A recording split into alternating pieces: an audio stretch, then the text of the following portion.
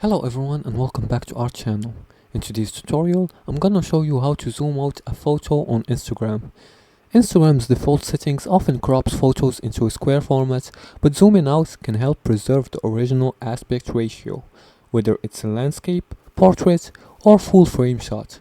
Knowing how to zoom out ensures your photo appears exactly as needed. So let's follow these few steps together to zoom out a photo on Instagram.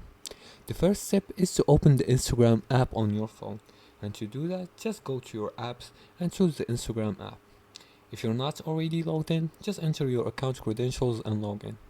Now after logging into your account, tap the plus icon at the bottom of the screen to create a new post, just like this. Now select the photo you want to upload from your gallery. I'm gonna select this one, this funny picture. After selecting the picture, in the photo preview, tap the two arrows icon at the bottom left of the screen. This adjusts the image to fit the full aspect ratio. You can just click on it and you can see the difference. Now in the photo preview, alternatively, you can pinch your fingers together on the photo to manually zoom out and display more original frame, just like this. Just like this.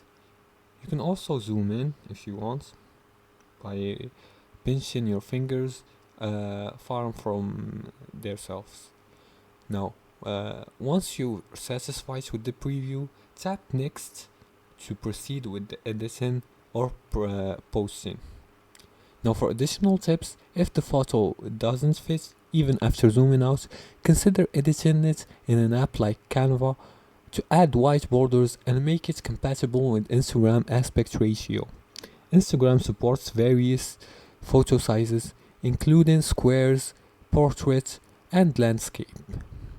Zooming out photos when posting on Instagram ensures your contents look polished and complete. With just a few taps, you can preserve the full beauty of your images without worrying about cropping.